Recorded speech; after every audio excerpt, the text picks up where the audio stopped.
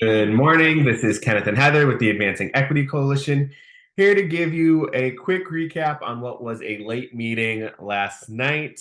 As I was leaving the meeting last night, I was talking with folks about this was the record for the longest meeting, and I was like, not quite, but we were approaching it. But up and excited to talk. Heather, how are you doing today? I'm good today. Good. So do you want to give us a recap of what went down during last night's meeting? Yeah. So last night, we always start out with public comment in a school board meeting. So Heritage School, their parents continue and staff continue to organize and make public comment about their status. They would like to be a magnet school status. There were a couple of students and families that were raising some pretty serious concerns that were hard to listen to regarding like some bullying and some lack of safety at school. There were some comments from community members about not closing schools. So that seems to be a theme that is going to kind of continue to bubble up as the board talks. As far as the presentation, last night we heard a first reading of next year's budget. Director Rathke Budget Director Rathke really talked about some of the new things that are in this budget. He talked about the continued impact of inflation. And then they talked about like what they're hoping to get from the legislator and the legislative session and what they might get. Then Executive Director Hunter talked about the budget equity considerations and how the budget team and the equity team had shown their work and how schools showed their work as well. We had a presentation on graduation rates, which were up 3% in 2022, which is a big deal. And then we had a conversation about high dosage tutoring and the intervention triads. And then finally, we ended the night with a first reading of a proposal that Director Emmerich brought forward asking for the board to require interim superintendent Cox to gather a group of community members and a working group to really examine the exclusionary practices in special education services that we have currently in MPS. And so that was a first reading of that. And then I'd like to say we were out of there, but it didn't feel that way. There was some other discussion, but that was kind of the end of the presentations. And then we'll discuss some other stuff in the details. But what was the slide of the night, Kenneth? So, there was a lot of slides. There was a There's there a was a lot. lot of slides, a lot of presentations, and then all the presentations had their own appendices, and there's a lot of information. But I think the slide that stuck out and is most notable for me is the slide of the night here around the equity considerations in the school-based allocations. So, this was a important slide in the budget presentation that really both highlighted two things. One, like what were the district directed investments that were made into schools? But then also, what were the additions that were part of the school-based allocations? And so we can see here that, the district had, we've talked about this already around the intervention triads. All schools are going to have a 0.5 person like for library or media specialist. And then 38 schools are going to be having a more investment in advanced learners. In addition to that, we have 46 schools who, just because of enrollment changes, are going to be able to add staff and capacity to support the students that are now in their buildings. But then also 20 schools, because of enrollment declines and reductions, are going to reduce staff. And so I thought this was just an important slide to highlight because even though you might be hearing that the district is putting more money into schools or the district investment into schools hasn't changed, you might still be experiencing a change in your school-based allocation or in your staffing at your school, mainly because your enrollment has probably declined. But on top of that, there are schools that are also able to add staff. And so there is this balance. And overall, we see that there's more staff being added or more schools are experiencing adding staff. But yeah, just something to note. And I thought this slide stuck out because I thought this was the best representation I've seen of this type of information before. And so I just wanted to highlight that and just have a good snapshot around, what were the investments that have been made into schools this year and what's changed and what's not. So yeah, that's my slide of the night.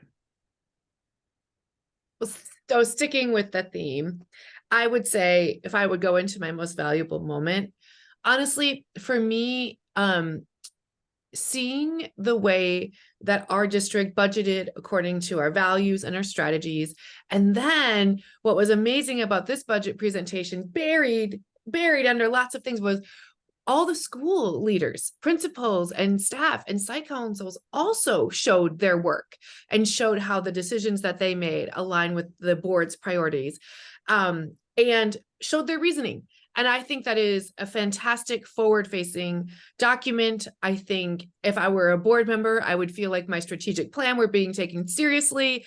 If I were a principal, I would feel very proud of the fact that like this hard process that I do is out there for the community to understand. And if I were the budget team, I would feel proud of making all of that understandable.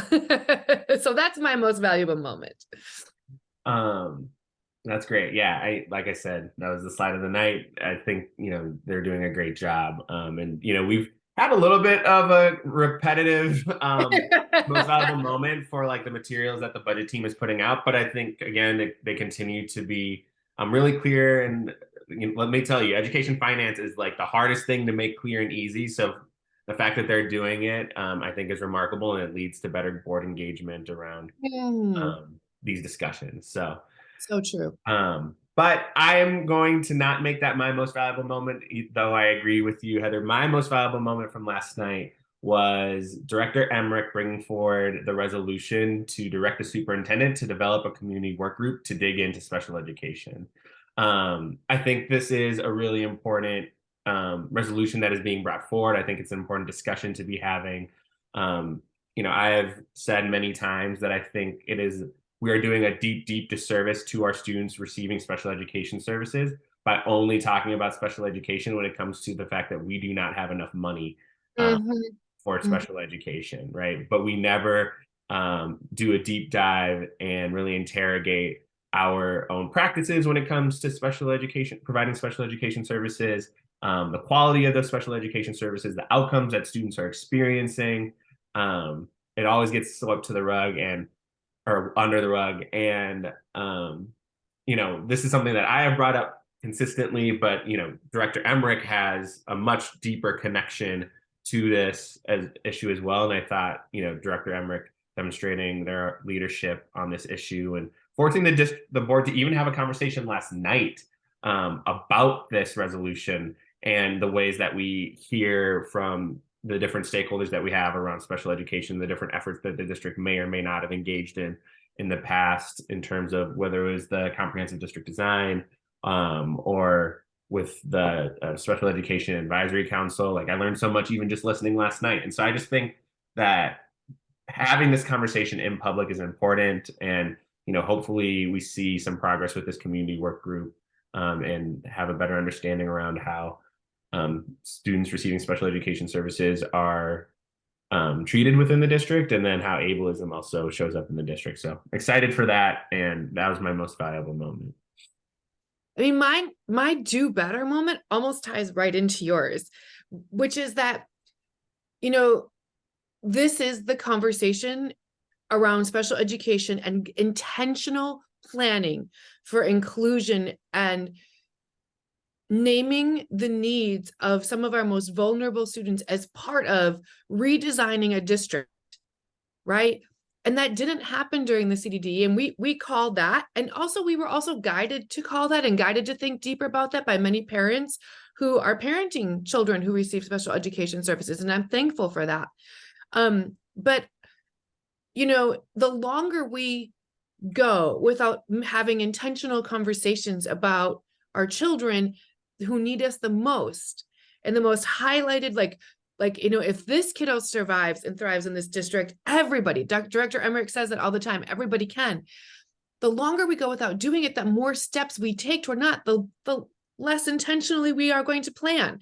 And I think that miss was not more clear to me until last night, because I saw what it could have looked like. And so that was my do better moment. What about yours?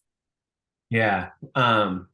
You know, just a quick reflection on your do better moment. Also, what really I think hit that point home for me was when Director Emmerich spoke about their own child's experience and not being able to receive education services as a special education student through the pandemic, and then also fighting for academic outcomes and goals for their own child. And so again, like I said before, this hits much closer to home for Director Emmerich than it does for me, and just to really value their leadership in this moment and on this issue. And then also, again, we have to do better by our special education students. And I thought that was illustrated pretty clearly with Director Emmerich sharing their own story. So, but my do better moment was at the very end of the meeting last night during the board member announcements.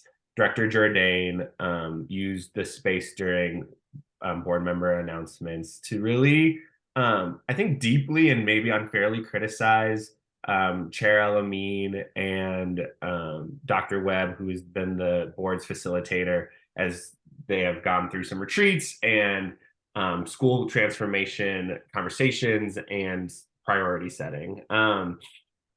And I think Director Jourdain was, shared frustration about, not being able to really jump into this conversation around school transformation, but was, making some pretty serious accusations about Director Elamine's leadership without naming Director Elamine, and then, making some pretty pointed comments about the style in which Dr. Webb was facilitating a conversation amongst the board. And I just thought it was really unfair to, challenge two Black women who are trying to do this important work around unifying the board around a set of priorities and a purpose and a vision for what school transformation needs to look like. I understand Director Jourdain's interest and urgency around wanting to dive into the school transformation work. But if the board doesn't have a collective purpose and a collective mission going into this conversation, and we know how hard this conversation is going to be, the board is going to fall apart and splinter very, very quickly. And so I just thought last night, it took a lot of time at the very end of the meeting to, again, I would say unfairly and inappropriately criticize the leadership of two Black women who are trying to do some really hard and difficult, lead really hard and difficult work. And you can have disagreements about the approach, you can have disagreements about, how things are done, but just the way that you have to also know how to share those disagreements. You have to understand the time, space, and to just publicly, I'd say, chastise those two women during the end of the meeting.